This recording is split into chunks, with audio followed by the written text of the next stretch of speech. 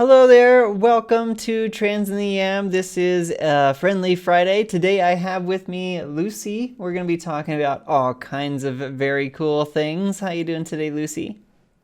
I'm doing very well. How are you doing, Aaron? I'm doing very, very, very well. hmm It is a wonderful Friday.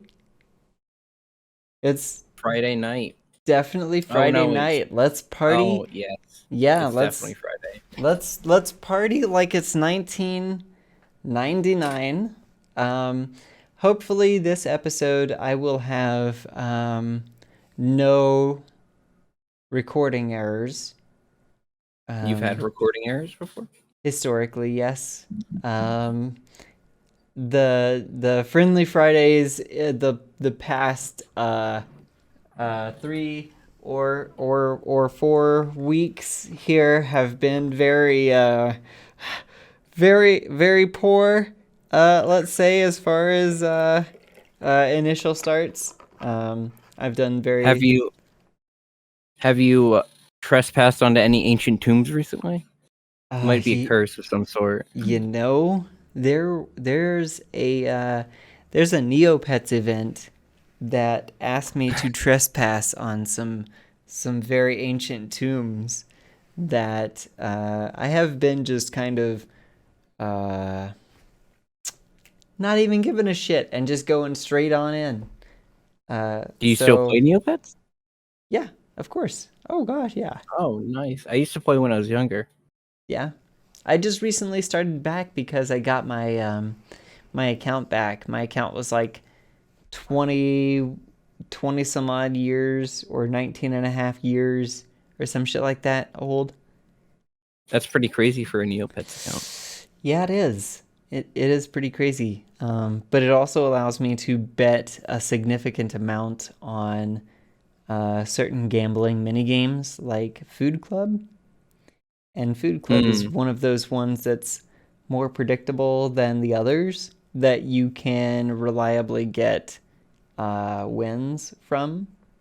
hmm So there's like people you can subscribe to that make consistently winning bets. And right now, I have more Neo points in my bank account than child me ever would have possibly dreamed of. What number are we talking? I have 7.8 million Neo points sitting in my bank account right now. I get almost 3,000 Neo points of interest every single day. 3,000 for free, just for free on interest. You're Yeah, you're part of the Neopets bourgeois. I'm the bourgeois. I'm the Neopets bourgeois. Exactly. hmm Yeah, there's not really an item that I can't afford to buy unless it's one of those ultra premium items like this hmm other one that I've been trying to go for. There's a storytelling contest going on right now, and it's one hmm of the every 100th storytelling contest. The prize for winning is a ultra rare item that's worth something upwards of 10 million Neo points by itself 10 million. because it's only given out once every 100th storytelling contest. And I've tried twice to enter, and twice I failed. And I think I'm gonna give up. I'm not gonna try again. Fuck it. No, you should try again. Why would you give up on that? Because I've tried twice and I failed. That's why. You could try a third time. You know what? This is the most common phrase. Third time's the charm. Third time's the charm, you say? Well, you know what? Maybe it will be. Maybe it will be. hmm Well, I wanted to shift the conversation a little bit back to you here for a moment. You just recently started hormones, is that right? Yes, yes, yes. I just a few days ago, I got them in the mail. I believe it was Friday. Let's say Friday. Mm-hmm. Um, Um, the 8th, I believe. oh, nice. So yeah, Mhm. it's been almost right around a week. Is that right? Right around 7 days? It's been 5 days. 5 days. Nice. How are you? Are you feeling any effects just yet? This might just be like a placebo thing, but I think Hmm. my skin's getting a little softer. So I'm not entirely certain, but Hmm. I know it just takes a lot of time, so I'm not like I'm trying to temper my expectations a bit. Right. Yeah. Yeah. Shout out to Chloe, by the way. Oh yeah. Are you going through Chloe to get your hormones Um, in a video game, yes. in a video game? Correct. Yes. Obviously, Just in you're case. you're trading through Minecraft using Yes. chicken eggs as currency, and you're Mm-hmm. gaining milk, which contains lots of soy, and that is how True. you're getting your hormones. Is through the soy Exactly. that you get through Minecraft.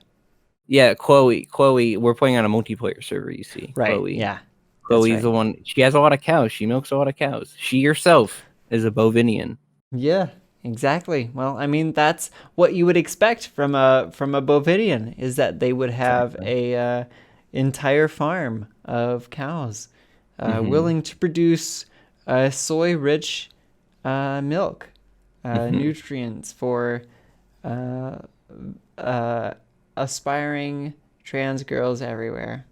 Exactly. I love it. I love it I 100%. know. It's Eh, my favorite thing. Braver than the troops, Chloe. Braver than the truth.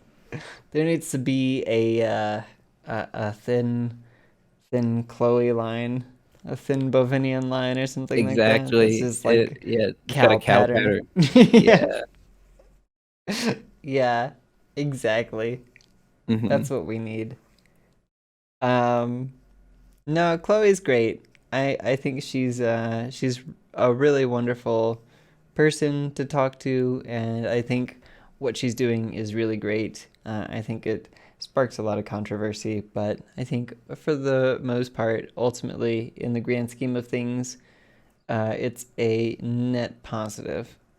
Oh, Um, definitely. I think that's just like incredible, and it's crazy to me that she was able to like become known as like the girl for the job, but like yeah, she's like fucking Twitter trans mom now at this point. I Like, know it's so cool. the amount of DMs she's taken on every single day just completely astounds me. I'm like, Hmm. holy shit. There's no way. There's gonna be trans women in the future who like meet each other on the street, and they're gonna be like, "So, how'd you start HRT?" They're like, "Oh, well, this Twitter username Chloe," and then be like, "Oh no, wait, me too." Based Chloe. You I know, know. I said this as a meme, but I sincerely mean it. That, um, when trans history, quote unquote, is written, Chloe will have a place in it for sure. With the amount of Exactly, for impact sure. that she's had is just obviously. And and this might just be the beginning. We're only just seeing the beginning. Who Oh knows? yeah, absolutely. Well, yeah, she's just now starting to partner with other folks that are able to help facilitate her goals. So that Hmm. in and of itself is just a feat that I'd love to Hmm. just like admire for a moment. Wow. Kudos. Kudos. But yeah, so that's wonderful. I'm glad that you were able to find the means, even if it ended up being through someone that's not what most people would consider. What's the word for it? Like, I guess. Uh, the lawyer, what my lawyer told me to said word. Yeah. Uh huh. Uh, Not entirely conventional. Let's use the word conventional. I think that would be the Conventional. perfect. Yeah. I think that gets across the point without invoking anything else. Right. Conventional. Okay. Let's say Hmm. conventional. Uh, Yeah, so although you weren't able to find it through conventional means, I'm glad that you were able to find the means to do so. Hmm. And I think that's important for a lot of people. I think trans people have existed for a long time, and it's just now in the age of information and the age of acceptance that we're in where, gay marriage has been legal for X amount of years and stuff like that. Like, it's been, slowly moving toward a more progressive style of society, I think. And I'm hopeful that we only have forward to go from here, but Hmm. who's to say? Who knows? Yeah, Still I wary. mean, I try to be like cautiously optimistic. Mm-hmm. Um, but I think, like, obviously, I can't say it's inevitable, and obviously, history doesn't work in like a linear, better and better as time goes on fashion. But I feel like with the trend that we've been going in, it's going to probably only going to get better, Mm-hmm. I agree. which is great. Yeah. I mean, And then, go ahead. I was gonna say, and then, and if we start seeing that it's not, it stops getting better, then we could push more for it to get better. Mm-hmm. Yeah. I'm glad that we have had the level of um, acceptance that has come with normalizing gay and lesbian couples in the recent years. I think that's done a lot for trans acceptance. I think it's laid the Definitely. foundation 100%. I think that's not to be ignored by any means. And Oh it's no, it's cool. yeah, absolutely. It's because of our gay and lesbian brothers and sisters that we are able to stand up and ask for our rights as well. Um, Exactly. If you abandon one civil rights movement, mm, there's going to be no excuse not to abandon the other ones. that's right. That's right. Because you do so on the same grounds, and Hmm. it's hard to not justify it. I mean, if you have gay people that are against transgender people, I mean, it's hard to then justify the existence of gay people, to be Hmm. honest, because it's the same argument you use. Well, it's Yeah, the same reactionary rhetoric. right, exactly. Hmm. Um, and I think it's because a lot of people have ignorance and stuff like that, but um, I don't know. It's just sad that we exist in this time right now. But hopefully, you know, as the years go on, we'll see uh, maybe a more accelerated um, discourse than we've seen. So far, Hmm. I think it's been more intense. I think the discourse against trans people is way more intense than it ever was against gay people. And that's coming Definitely. from somebody who used to identify as a gay male, Hmm. um, that also sat through this same discourse. Um, I'm older than 30 years old. I've been alive since the 90s, so I've been around, and I've seen quite a bit of you know gay discrimination being brought up in an area in the South. So I totally understand what it's like to be discriminated against for something that you don't really have a whole lot of control over. I mean, what do you it's just a preference. Really, all that Hmm. it boils down to is just like who you like to be intimate with and what you Exactly. like to identify as, and I don't know. It's Yeah. just Well, and to your point about like the discourse being way more harsher with trans people than it ever was against like gay people, is like the social aspect that, like, if you're gay, that doesn't necessarily mean that like your mannerisms or your conception of like your identity is going to change. Even though if you're gay, there's a pretty big correlation in like deviating from traditional gender roles. But being trans is like a fundamental like change of like how you likely act as a person, how you want to be referred to as, when that those aspects aren't necessarily in like sexuality. It's like, oh, that person just likes to have sex with different people, then like fine. But like trans people, like, they have to change their entire perception of themselves to others in order to feel happy and validated. Yeah. And it takes a little bit more effort from people who would consider themselves allies to accept someone, to identify someone, to recognize someone who's trans than it would someone who's gay or lesbian. Yeah, exactly. It takes a little bit more effort, and it is asking a little bit more from people. But I think that progress is not something that happens all in one day. I think it's something that happens incrementally. And I think the Yep. level, like the intensity at which trans people face discrimination today, is just a measure of how quickly trans people are going to find acceptance here in the coming years, I think. I think it's just the same level of discourse that we saw for gay people. I think it's just really sped up. And Yeah, definitely. I don't think it's going to be something that takes a number of years to complete. In fact, I think here in the next 2 or 3, we'll see a lot more commonplace acceptance of trans people, as some of these currently middle school kids are like making better arguments for trans people than some of our parents are, you know? Yep.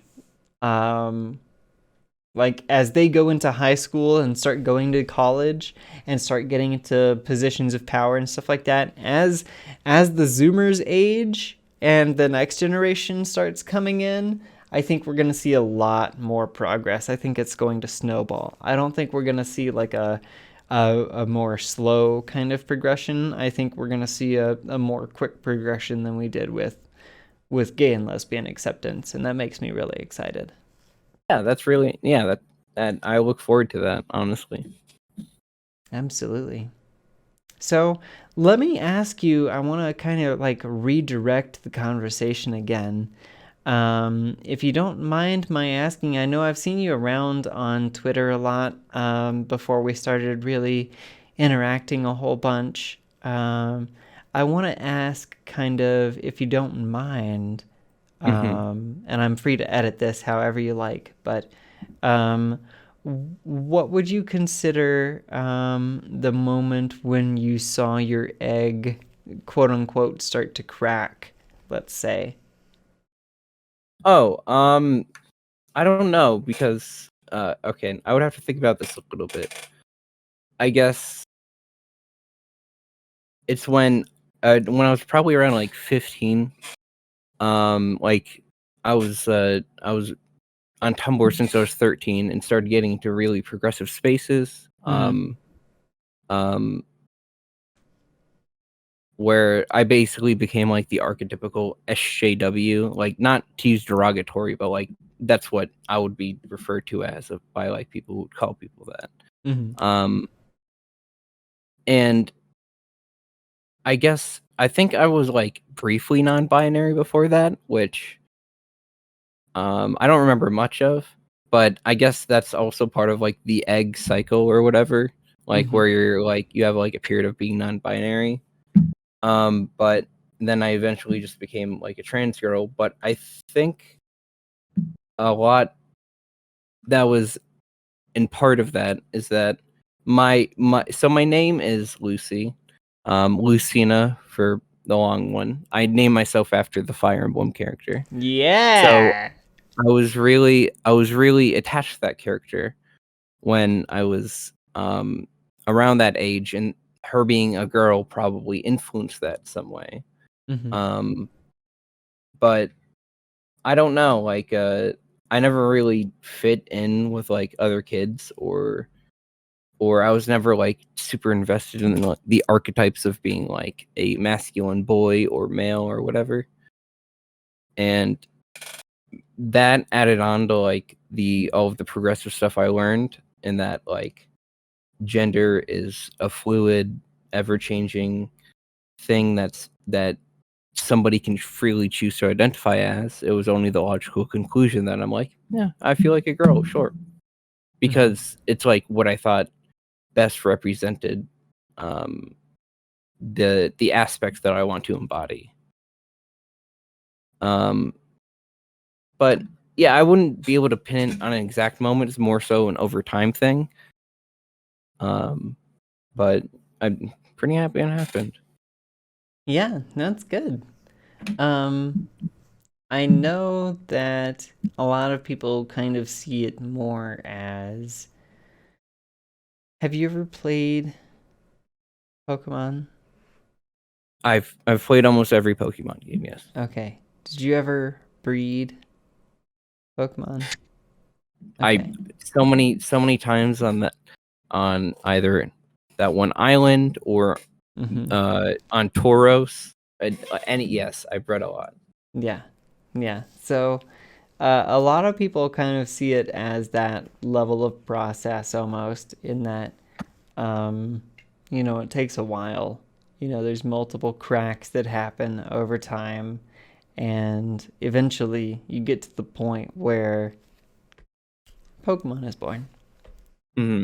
And I kind of really identify with that. I mean, it's just been a lot of things over time, really, for me, that kind of signified it. And at a point, with what had been happening in my life recently, I was just like, you know what? Fuck it. What else have I got to lose? So I just went for it. And yeah, I'm glad. Pretty awesome.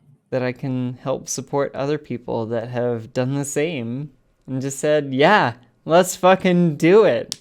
Why not? Yeah, it's awesome. I love it.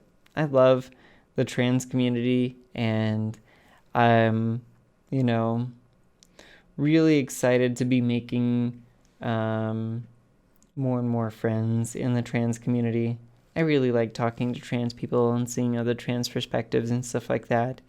I'd really like to know, if you don't mind, like what your home life is kind of like, your parents and stuff like that. How do they feel about what's going on, and have you told them and stuff like that? Yeah. So, for the majority of my life, I didn't have like a dad, so it was just me and my sisters. I briefly had a stepdad, but it was just me, my mom, and my sisters. So I told my mom when I was like 16, 17 or at some point, and she was like, yeah, I mean, that's totally fine if that's how you feel, but like I never acted upon it. Which is, why I'm only now starting estrogen. And she was totally cool with it. And then later on, when I started asking my best friend, my girlfriend at the time, and then finally my mother to start calling me Lucy and use she, her pronouns. And I was really happy I did that. And she was like, absolutely, which was like a really cool thing. And I admittedly, I don't have like the greatest relationship with my mother. There's some turbulence there, but like she's been really cool about that aspect. And my dad recently just got out of prison. That's some more. Yeah. And I haven't told him yet, but I don't think I really need to. I don't know how much of a close relationship I'm going to be having with him. But I mean, I've told my sisters and my immediate family, and they've all been really cool about it. And I mean, and to everybody else, I can just tell I'm trans. Like my best friend was really cool about it. My girlfriend at the time was really cool about it. So, yeah. It's really good. I'm glad that you have a more supportive network. That's really good. That makes me very happy to hear. I'm always glad to hear when other trans folks have friends that they can rely on IRL, and including people online as well, of course. I mean, I don't mean to diminish the level of importance that online relationships can have, especially with trans people. As was alluded to in previous conversations that we were both part of. But yeah, online relationships are important, but I think IRL relationships are a lot more important, especially when it comes to like the initial identification and validation of trans people and their identity. I think having Mhm. people in real life that will validate you is so important. Um, and I'm glad that you have that resource to call upon when you need it. So Thank you. that's I really really exciting. appreciate that. Yeah, of course. So, in addition to being trans, what are some of your other hobbies? After all, being trans is just a thing, right? You just inject estrogen for fun, right? Like, Exact. that's a thing, right? You grow boobies for fun. It's definitely for fun. It's for degenerate pleasure, you know. That's And I right. say that with the greatest of love. Um, I don't know. I like to talk about politics and philosophy a lot. Mm-hmm. I play games. Uh, I used to play a lot more games, but it's hard for games to grab me nowadays. So right now I've been grinding on Genshin Impact. I know, Mm-hmm. cringe game. Cringe and And impact. cringe and Impact, exactly. Genshin Cringe Pack Engine also. cringe. uh-huh. Well, I've actually played a little bit of it. I thought it was fun. For a free-to-play game, it seems really well developed. Yeah, for It what little is. I've It played of really it. is. Yeah, it seems really well thought out, and uh, yeah, I guess they're relying on whales to support that game. So Exactly. Like yeah, me. you going for the pulls? Is there a new hero that's super sexy or something that you're going for? Uh, well, her banner just ended. It was Kokumi. I got 2 copies of her. She's Oh, like nice. this jellyfish uh water healer girl. She was cute. Ah, very cool. But now Yeah. not. I'm just waiting for a specific character to get a rerun right now. Oh. Hmm. What character are you waiting for? Ganyu. Ganyu? She's like the blue hair goat lady with the bow. Goat lady with a bow. I'm not Mhm. sure I'm familiar. Or It she's just go ahead. no, you go. I was gonna ask, does she have an element associated with her? Yeah, she's cryo. Oh, okay, okay. No, I guess that was past my time. I started playing like Mhm. right as it came out and right as it got on like PC and mobile and stuff. And then I stopped playing shortly thereafter. I got Oh, um valid. there was one character that I got that a lot of people really wanted. He's like a thunder character and he has like white hair. Oh, I don't know what is his name? Razor. His name's Razor. Yeah, yeah, Razor. Yeah, I got Razor. And Mhm. he's a lot of fun. I like playing Razor. He's cool. I And haven't gotten him yet though. really? Yeah, I mean, it's not like I need him because I already have a lot of characters in this vein, but I would like to just get a copy just to have them. Yeah. He's fun. I like playing Razor. But that's pretty much it. That's all I've done as far as Genshin Impact goes. But it seems like a lot of fun. It seems like a cross between the things that I loved about like Yu-Gi-Oh! Duel Links. If you ever played that, Which one's um, that one? that's the online one where you get I think it's like 3 monster card zones and 3 spell or trap card zones.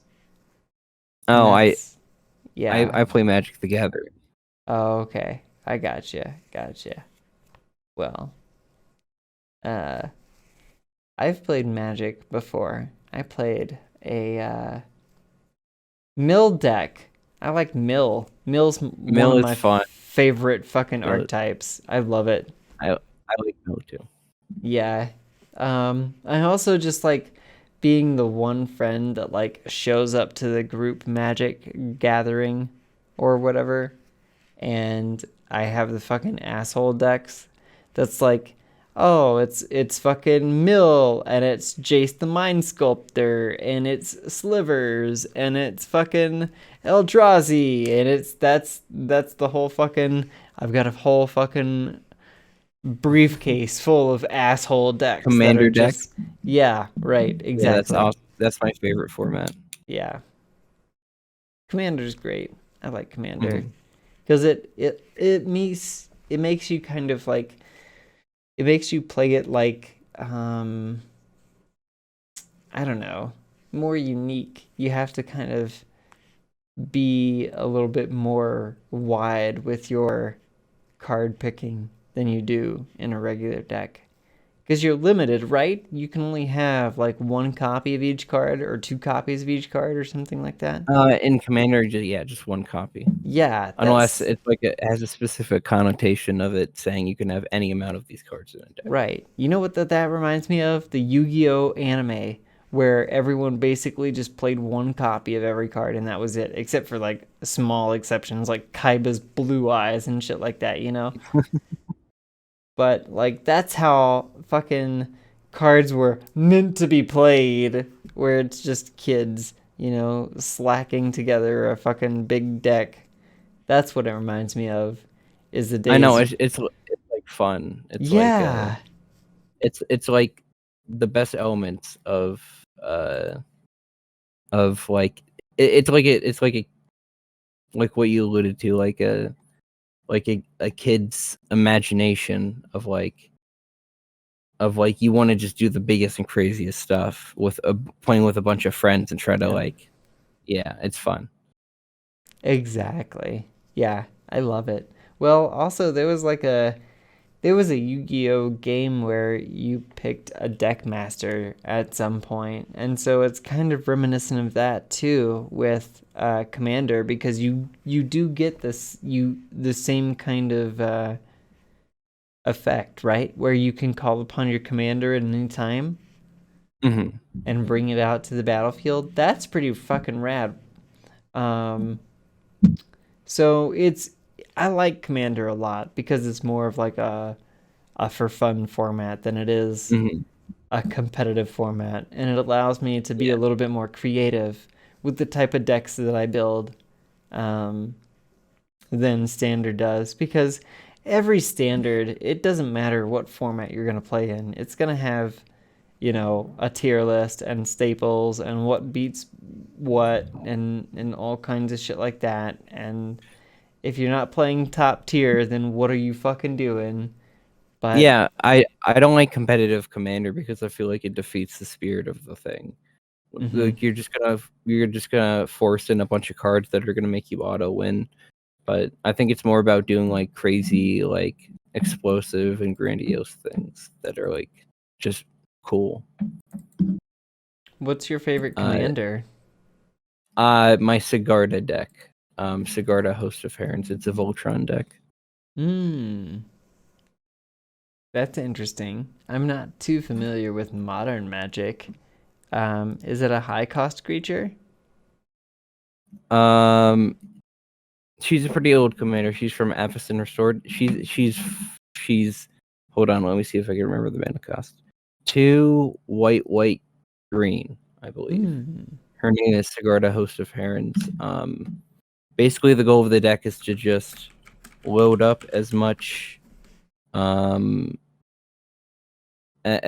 like equipment on her, because if you do 21 commander damage, you knock the other player out.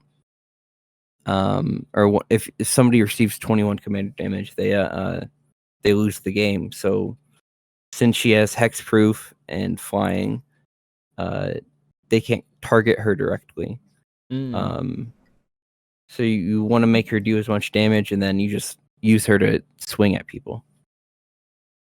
So you have a bunch of equipment and auras, stuff like that. I see.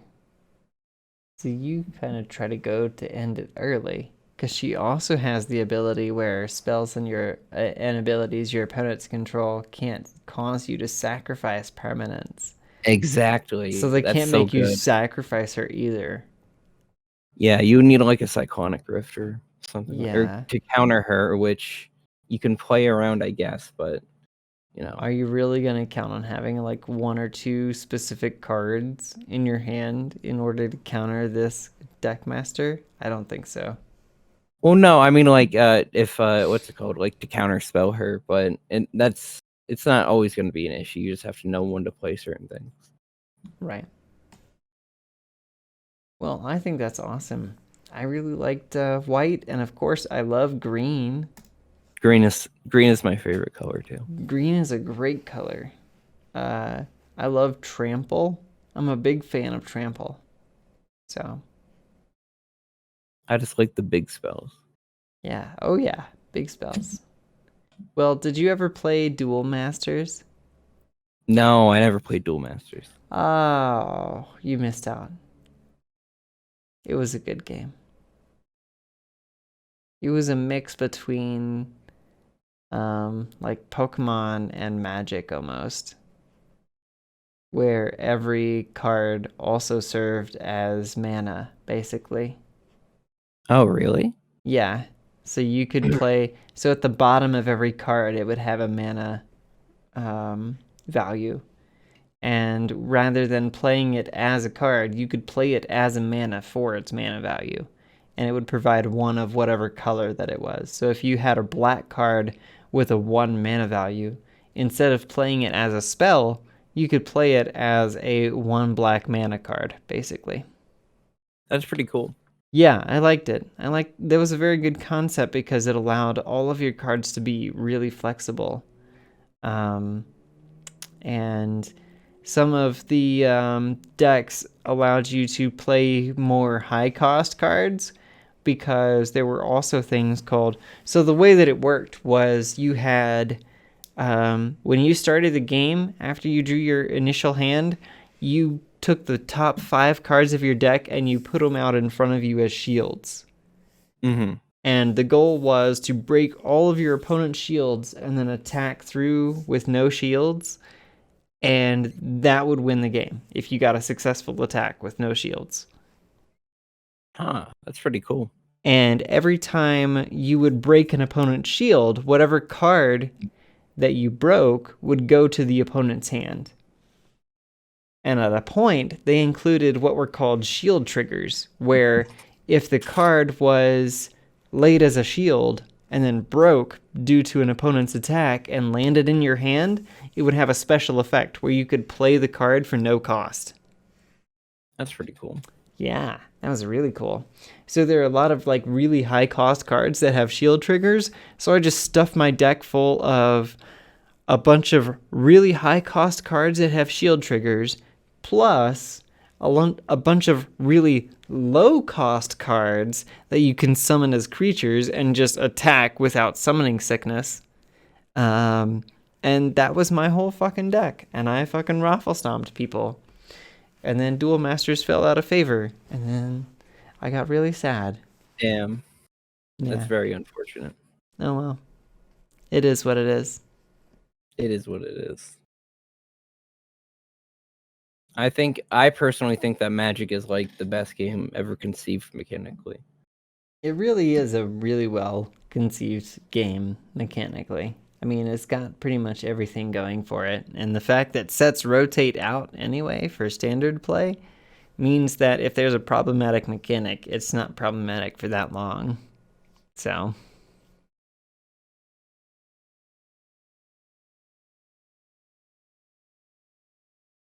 Yeah, that's a pretty good advantage to having rotating formats. But I don't know, like I think in the last standard rotation they had to ban a card as before it even got printed for standard. what was That's, it? it was like it was from the Dungeons and Dragons set. Oh. That it was like the book of something something or whatever that had like a really like easy to reach win condition. Like it just wins you the game, but I forget what it is specifically. Or hold on, actually, that's the power of the internet. Yeah, let's fucking do it.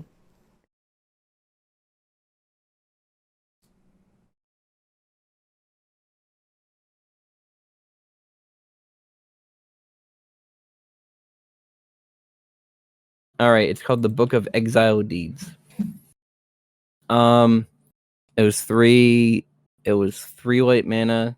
It's a legendary artifact. At the beginning of your end step, if you gain 3 more life this turn, create a 3/3 white angel creature token with flying, and then you pay 3 white mana, tap it, exile it, put it in a light encounter on target angel. It gains you can't lose the game, and your opponent can't win the game. Activate only as a sorcery. Ooh. And that combined with a land that was it's called Faceless Haven, and you pay 3 snow mana to make it a 4/3 creature with vigilance in all creature types until end of turn. It's still a land. So you do that, put the counter on it, and then it goes back to a land. You can't get rid of it without land destruction. Ooh. That's harsh. So, yeah.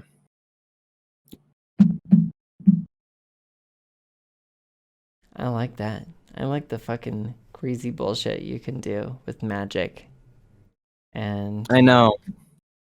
yeah. And the fact that I didn't see that in the same set, that they were printing a set with the same cards in them. Well, I mean, it's just really cool because it's not something that you would be able to see a whole lot. I mean, there were times in early Yu-Gi-Oh, I think, where you were able to get away with some crazy bullshit before synchros became a thing, before Xyz became a thing, before pendulums became a thing, before links became a thing, before any of that became a thing, back in the fucking Duel Masters days. Like, when you had Blasting the Ruins decks and shit like that, where you were just, like, initiating self-destruct buttons and blasting the ruins in a chain to immediately win the game on your opponent's first turn. That was fucking bullshit. Yeah. But that is true. I mean, it's impossible to get away with that kind of shit now. It's just completely way past it. Like, the amount of field presence that you have with the current, like, mechanics of modern Yu-Gi-Oh! Is just absurd. It's crazy. I don't know what other word to use for it. Like, I wish I had that level of field presence with a fucking Gladiator Beast deck. God damn. I don't know anything about Yu-Gi-Oh, so I apologize. Oh, it's okay. You're fine. Well, did you have anything else you wanted to discuss particularly? Anything that was particularly on your mind? Particularly? Particularly? Oh, no, I imagine you like Pokemon a lot, right? Oh, yeah. Well, you know, that's... I would love to talk about Pokemon with you. Yeah, well, let's do it. Let's talk about Pokemon. What do you want to talk about? What's your favorite Pokemon? It's probably the Bulbasaur line, but I want to say right now, Ivysaur. Ivysaur specifically? Yeah. That's not that bad. I can't blame you for that. That's a good one. That's a good one. My favorite Pokemon is Rapidash. Shiny Rapidash specifically. Yeah? That's good. Shiny Rapidash is a pretty good one. That's Gray Flames, right? It's bluish gray. Yeah. Okay. Or it's grayish blue. It's right. Yeah. And what's your favorite generation? I'd probably say Generation 2 or Generation 4 if you're looking at Heart Gold, Soul Silver specifically. Okay. So I like Johto. Okay. I'm a Johto girl. Gen 2 gets a lot of hate. Why? A lot of people don't like Gen 2. I don't know why. They put it at the bottom of their list. Why? I don't know. That's absurd. I think so. I don't like Gen 4. I think Gen 4 is my least favorite generation, actually. Gen 4 was okay. I didn't like... Probably... The generation that I liked the least was probably Gen 7 with Sun and Moon. Really? I really like that generation. What the fuck? Yeah, I just had the worst experience with it because I played through it a whole bunch of times, and I Mm. kept trying to play through ROM hacks of it that were really hard, and I kept getting almost all the way through it and ending up losing the recording somewhere or something getting corrupted, and things had a bad time. So Oh, I understand. Yeah. yeah. But I had really good times with Gen 3. I had really good times with Gen 4. I had okay times with Gen 5. Gen 5 was okay. It was Mhm. interesting. Gen 6 was cool. I was able to lose myself a lot in Gen 6. I did a lot of breeding in Gen 6. Gen 6. Yeah. Yeah, I Yeah. remember playing Pokemon X on my Nintendo 2DS and getting physically ill for playing it so much. Yeah. Yeah. I logged a good 700 hours into my copy of Pokemon Y, and most of that was just going back and forth, hatching eggs and breeding and Mhm. hyper trading.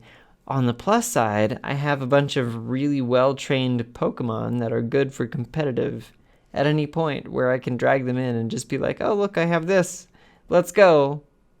Oh But, yeah, I some dude gave me like one shiny Genesect one day, and then from there I was able to create an entire shiny like empire. I have on my Pokemon Moon copy that I transferred from Pokemon X, I have just so many shiny Pokemon. Uh, and I don't know. It was a crazy experience. I'm working on a shiny living dex right now. What is that? Trying. It's Oh, you're trying to a, get yeah, yeah, okay. exactly. It's trying to get one of every Pokemon, even like a Bulbasaur, Ivysaur, Venusaur would count as 3 individual Pokemon as Mhm. shinies. You're right. Yeah. On which game? Well, I'm just trying to collect them on home. So it doesn't matter which game I get them as long as I can pull them into home and have them there. That would be great. Nice, nice. But I've got some from as far back as Gen 4, so I'm able to pull them in. And then I have a bunch from Pokemon Go, of course. So that helps a lot. Hmm. Do you play Pokemon Go? I used to play a lot of Pokemon Go, but I don't anymore. Ah, well, there's still tons of shiny Pokemon if that's your goal. And they added You can a transfer them to home? huh? Can you transfer the ones in Pokemon Go to home? Yep, What? Since when? since recently, the last couple months. Okay, well, I oh, that reminds me. I haven't played Fire Emblem Heroes in forever. Oh, I mean like just in like a couple weeks, but I've been like a day one player of that, but I fell off for some reason. I want to get back on because I love Fire Emblem, but nice. Yeah. Well, I kind of dropped off playing Animal Crossing. I was very big into that for a while, hmm, and then I just kind of stopped playing it. that's Well, fair. they weren't adding shit. I thought they were gonna add shit a lot more frequently. I thought it was Animal gonna be like, Crossing Camp. no, the Oh, one for Switch. Yeah. oh yeah, that one. Okay, yeah. Hmm. I haven't played in a while either, but I don't know why they haven't been adding what they I promised to. know. What the fuck? Like, they're just now getting around to adding the fucking coffee place. Like, Wait, just now? hello? Yeah. Where's all the fucking furniture that we've been asking for? Where's all that? Huh? Where's all the other events that we've been asking for? Nowhere to be seen. Nothing. We get nothing.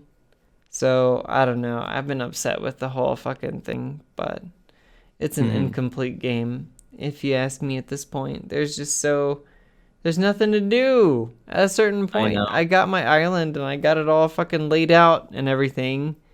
And now what do I do? What do I do? Nothing. I have no There's idea. nothing to do. There's There's nothing. nothing to do. So Yeah. Well,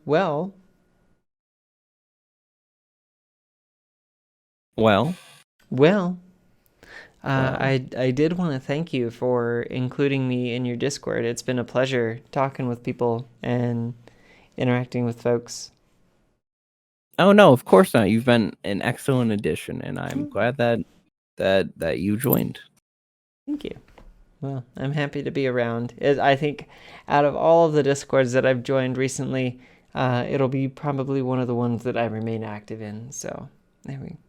Awesome, based, extremely based. Yeah. I like pretty much everyone there, and I think Tori's really cool. Of course, Tori is I've talked to Tori before. Tori's awesome. I like Tori a lot. Tori's great. Yeah. And you're really cool yourself, so Oh, thank you. You're really cool. you're You're very you're chill and easy to based. talk. You're based. Oh, No, you're you're based. based. You're based. I really do like your makeup. Your skills are Thank beyond you. compare, honestly. No, it's very normy. I Oh wait, don't hold on, even wait. wear There's a minute makeup. left. Hold on, wait. I'm sorry to interrupt. There's a minute left on the poll you made of Oh. the of the. The cum test. I win. You won the cum test? I guess I won. Well, congratulations for winning the cum test. Congratulations. I was ready to reject all of it. Well, after all, you are the cum queen, it seems. So, now you have to take on the burden of being the cum queen. I mean I did before. Synth passed it down to me, but I guess. What? Wow. Amazing. hmm So I guess this is just only further cements my role. As cum queen. Yeah. Mm, Well, I mean, there you go. You won the poll. So, I won the poll. you won the I'm poll. sorry, Gwen. Sorry, Gwen. We love you, but We love you. it's official. So many, however many people. Does it say how many people voted? It was 129. 129 people voted, and Lucy is the cum queen. So it seems. I know. It's pretty cool. I like it. I think it's awesome. I think you'll Mhm. make a great cum queen. Thank you. I'll be a benevolent ruler. Well, do you have any other I know you played Counter-Strike. Do you have any other competitive games that you play? Um, no. Sadly, I play Valorant time to time, but Hmm. I'm in a game drought right now. I I have a see. lot of games that I could play, but I am unmotivated to. So that means you're gonna play Pokemon Unite with me and B, right? But I heard it was not a good game. It's good now. I don't know what you heard, but they made a lot of changes from the last half of the first season to this half of the first season. What's different? They gave everybody 3 items that you can use to immediately level up your held items to 30. And any amount that you leveled them up previously, you'll get all of that item upgrades that you used back. That'll be returned to you. They made it easier to acquire item upgrades, and they made it much less of an incentive to pay for them, pay real money for them. Instead, what they're asking you to do is pay $40 for a Ninetale skin. Oh, So, yeah. $40 for a Ninetale skin? Yeah, it's not that great. It's not Oh, $40 worth. But at least you don't have to pay for the fucking shit that affects the gameplay. Rather than that, that, everything else is like fucking free. all right, I'll Literally. give you a tentative maybe on the Okay. Pokemon Unite front. Okay. Well, I'll put you down for that because it's on mobile now too, so you don't have to have a Switch. Ooh, I do have a Switch though, so Okay. Well, you should add me on Switch then. all right, we can coordinate that. Yes. We'll coordinate it. Well, was there anything else you wanted to talk about before we wrap up here for the evening? No, not particularly. All right. Well, I do thank you for being a part of the show. You're, of course, welcome on anytime you like. It was a pleasure having you. I do thank you all for coming out and being a part of Trans in the End. Please leave a like and a comment to help support the channel. And as always, take care and stay unique.